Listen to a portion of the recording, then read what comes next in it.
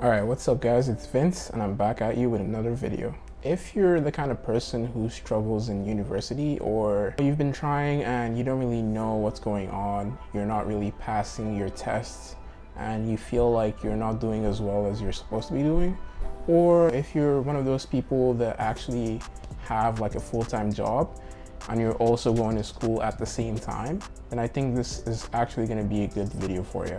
I'm just going to share some tips, that are going to help you out, like if you're struggling, or it's also going to be useful if you're just going into college and you actually want to know like how the system works, because sometimes they don't actually tell you how it works. You just go in and you don't really know what you're doing for like the first couple of semesters, and before you know it, you're just screwed. So hopefully in this video I can share a couple tips that are actually going to help you out.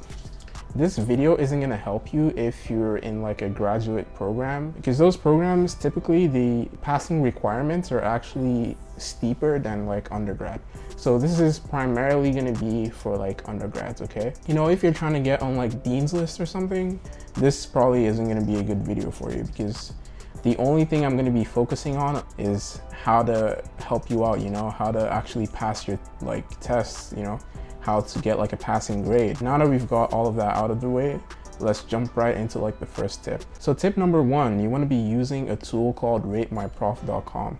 So if you haven't heard of this before, it's basically a site where people go and then they rate their professors. That's pretty interesting.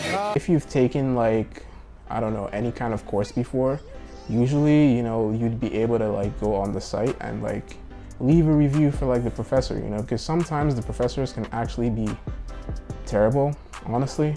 If you have like knowledge about like what the professor is like, the way they teach the class, what kind of tools they use, because sometimes professors actually require you to get textbooks, and not only get textbooks, they also require you to like do like assignments on like an online portal. So if you know all these things, I think it's better, you be able to like plan yourself, right? Not only that, it also tells you like how the prof like marks the test and like how difficult they make the test as well. So, if you find like you've taken a course before and you failed, you might actually want to use this, because sometimes it's really helpful.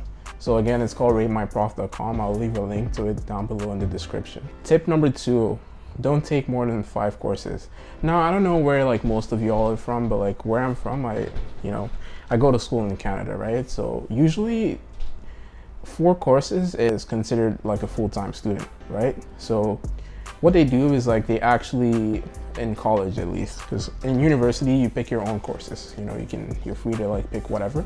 But like in college, they actually sometimes they get you registered for like 6-7 courses. And it's like, unless you're Einstein or something, you're probably gonna fail like 1 or 2 courses, right? I mean, that's just the way it is, especially like if you're taking like a really advanced program and you're just starting out. So what I would recommend is actually look through like your course list and kind of see like, hey, what courses am I registered for? Go online, like research, do a little bit of research, check out like, if you feel like the course is gonna be too hard for you, then you can just go to like the academic advisor or like the dean or like the office or whatever. I don't know how it works in your school, but there's gonna be like a portal you can go to like actually drop some of the courses. And I just recommend starting out with like 4. Don't take more than 5, because what happens is, especially like if you have a job like outside of just school, basically what happens is like you're kind of pulled in like so many directions and you don't even know like what's due sometimes. Like you could be going into like the next week, you don't even know like you have an exam. So in order to avoid that, just make sure you're taking less than 5 courses, or 5 max.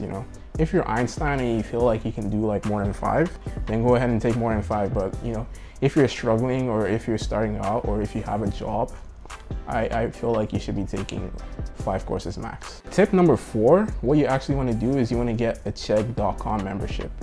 Now, I know what you guys are going to be saying, right? He's sponsored by Chegg. First of all, no. If I ever get sponsored, I'm going to have to put that in the video. But the only reason why I'm saying you get like a Chegg.com membership is actually because it's pretty good. You can go on Chegg and find like most of the answers to your assignments. It's super helpful, and even if you can't find like the answers to your assignments, you can actually just post it on there and have like some of the experts like do the assignments for you. Basically, you're getting like free grades. But the only thing I would recommend here is, whenever you post a question, you have to make sure that whoever is solving the question actually solves it with the method that was taught by your professor in class, right? You don't want them to be using like an advanced method. So I don't know, if you're asked to solve like a quadratic equation and they're using like fucking Pascal's triangle.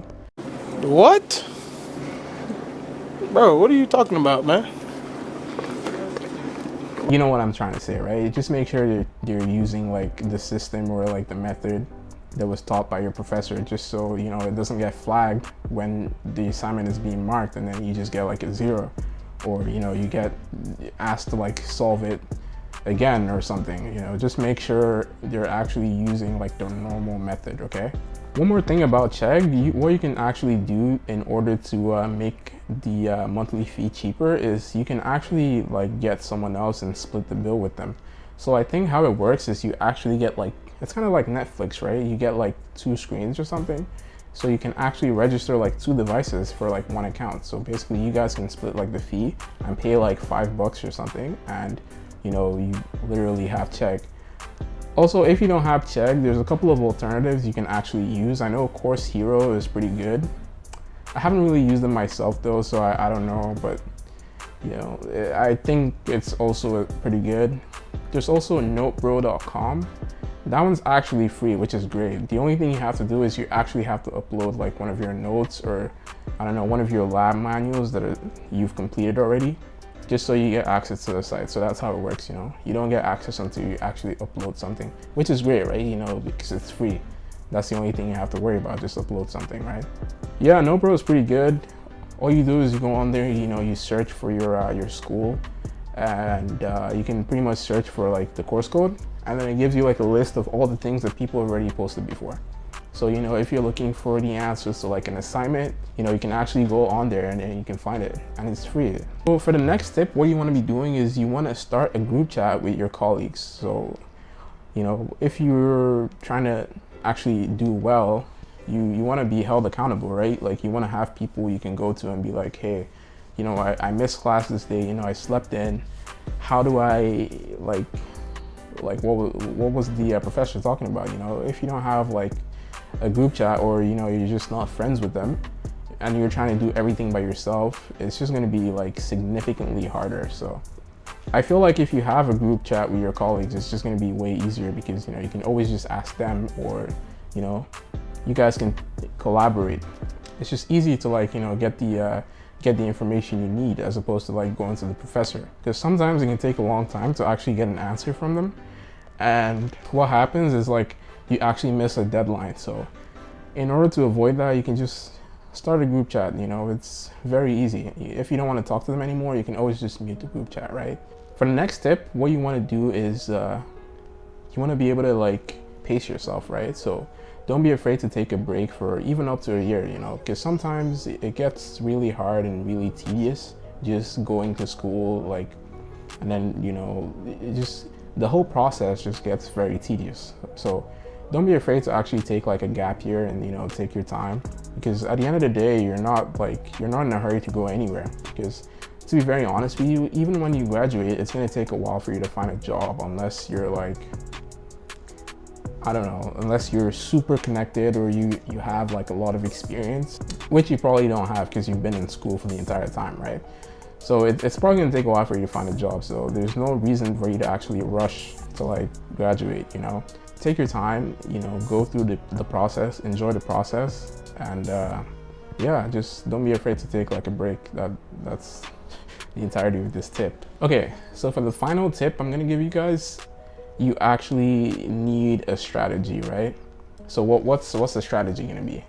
Well, first of all, before we talk about the strategy, we have to actually like establish a couple things, right? Because there's some things you have to know, and if you don't know these things, you're gonna be screwed. So first up, like your GPA. Oh, I know, right? Like no one wants to talk about your GPA. You just want to take the exam and forget like your GPA ever existed. But Unfortunately, we're gonna have to talk about it because that's what's gonna determine like if you're gonna be able to like remain in your program, or if you're gonna have to go on like academic probation or something. So GPA, how does it work? So basically you have like a couple courses, right? And you take these courses and then you take the average of like all your grades. Usually it's like a 5-point scale, but sometimes some schools use like, I think it's like a 10 or a 12.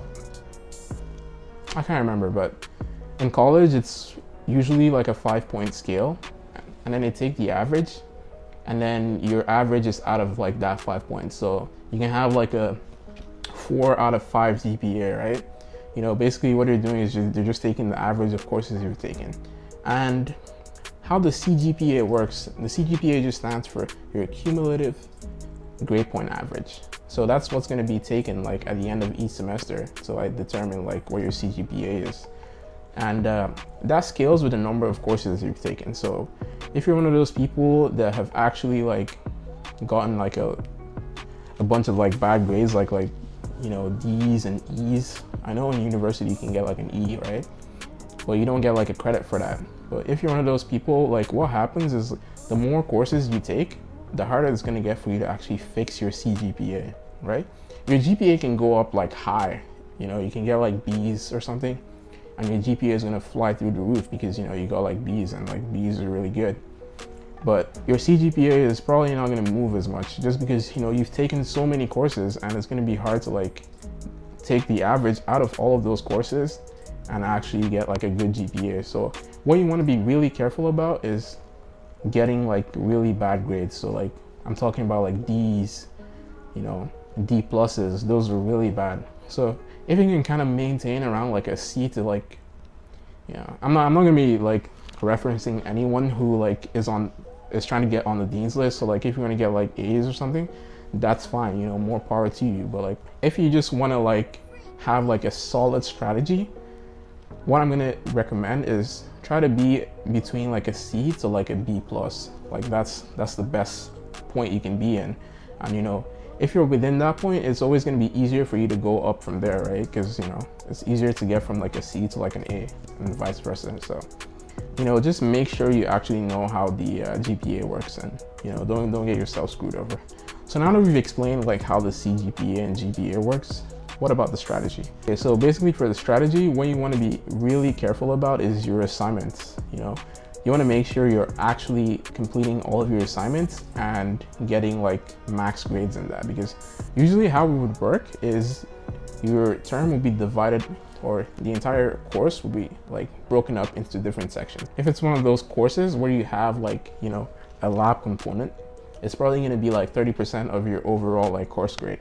So let's assume you have labs, right? So let's say 30% labs, 15% assignments, 15% like midterm, and I don't know, 10% attendance, and 40% exam, right? That's 100%, right? Right? Yeah, I think so. Yeah, so 100% total, right? So what do? Like basically what you want to do is anything that's not inside of an exam should be free marks for you. So you want to make sure you're maxing out on your attendance. You also want to make sure you're maxing out on assignments, and you want to make sure you're maxing out on fucking labs. You want to get as much grades as you can before you actually go into the test. So because how it should be for you is you need to look at it as like, okay, I need to get as much points as I can. So like when I go into like an exam, I don't stress about like how much I'm gonna get in order to pass, You should already know like, okay, since I completed all these assignments and I have like pretty much like 40 out of 100, or let's be realistic here, like let's say like 30 out of 100. So basically at that point, all you need is like 20% more in order to get like a D, right? So you can kind of like work from there. So you kind of know like, okay, this is how much like I need to do in order to pass. So if you want to get like a C, you can kind of aim for that. If you want to get like a B, you can aim for that. It's more realistic to kind of think about it that way, as opposed to thinking, oh, I'm just gonna go through and like not even have like a solid plan in mind. You want to make sure you're following the strategy. And also something you also want to be careful about is when you take like your midterms and like your tests, usually it's going to be before your midterm break, right? So you're going to have to look up like the academic calendar. You want to see like when is the deadline for dropping a course, you know, because you want to make sure, like, if you're getting like super low grades on your midterms and your tests before the final exam, obviously you want to make sure you're dropping that class without like penalty, you know, just because you don't want to get like a low grade in your midterm and then go into the final thinking you're gonna get like a B or something when you go like a D in the midterm. That's not how it works. Usually it would only go up by like a little bit. So if you could get like a D in your midterm, the only thing you'd be able to get in the final is a C, because that's just the way it works. Unless you're Einstein, of course, then you could get like an A or whatever. But if we're being realistic, you're only going to be able to like get a C, and at that point you're screwed, right? Because I don't think that's going to be enough for you to pass. So what am I trying to say? All I'm trying to say is you want to make sure you're following the strategy and you actually drop any class.